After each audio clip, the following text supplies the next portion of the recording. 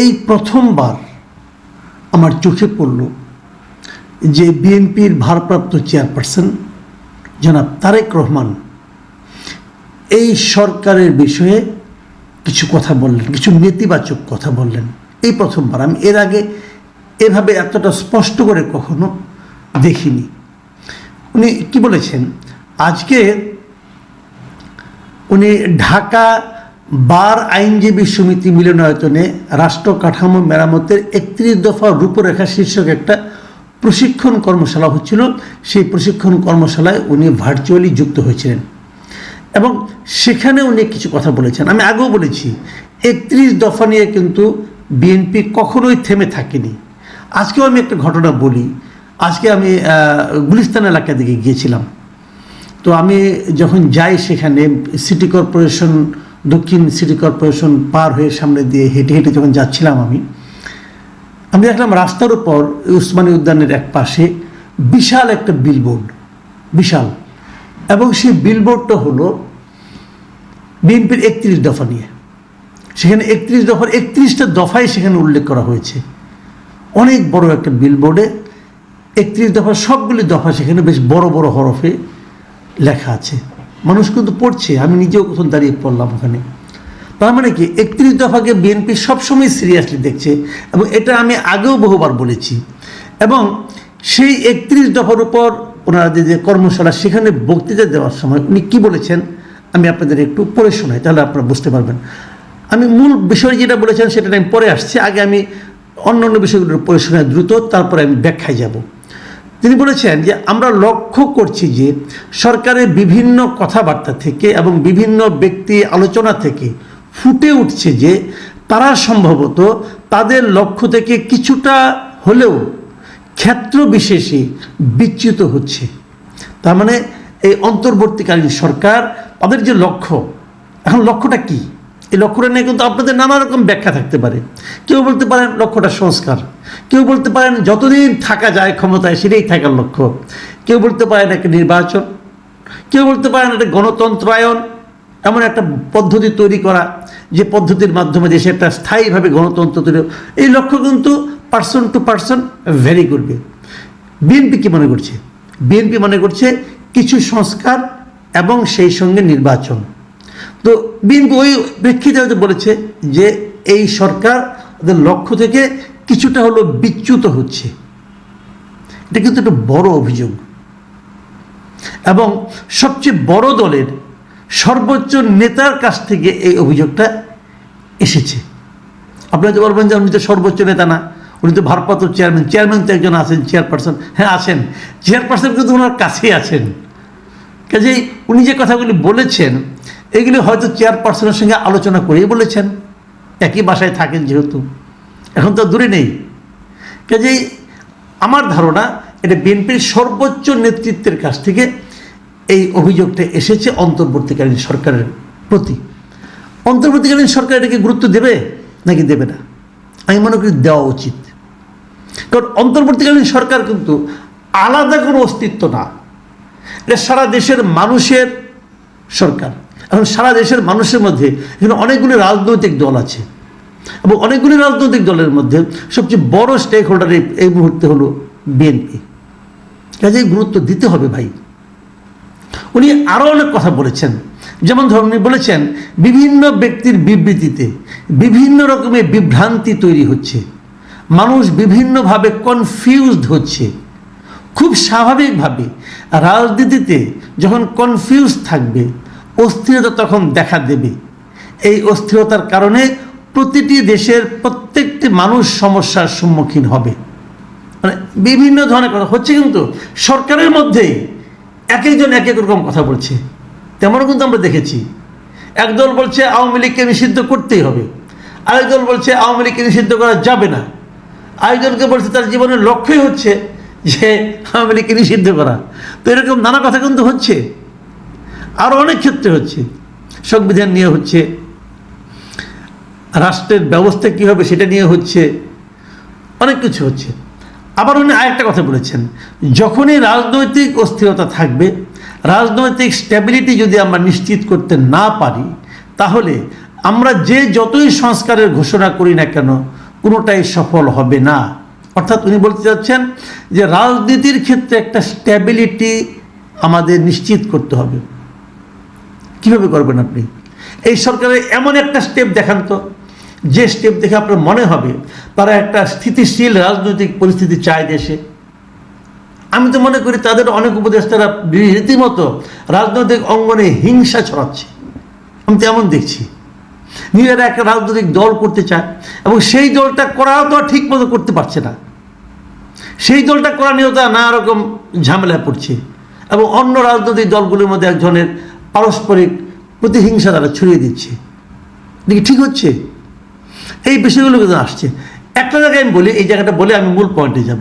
উনি আরেকটা জায়গায় বলেছেন যে আমরা সংসদকে কার্যকর করতে যত দেরি করব, এই অস্থিরতা, তর্ক বিতর্ক সংসদের বাইরে ছড়াতে থাকবে। তখন সকল জায়গায় একটা অস্থিরতা দেখা দেবে, যা সামগ্রিকভাবে দেশকে ক্ষতিগ্রস্ত করবে। সুতরাং দেশে দ্রুত একটা স্থিতি অবস্থার প্রয়োজন।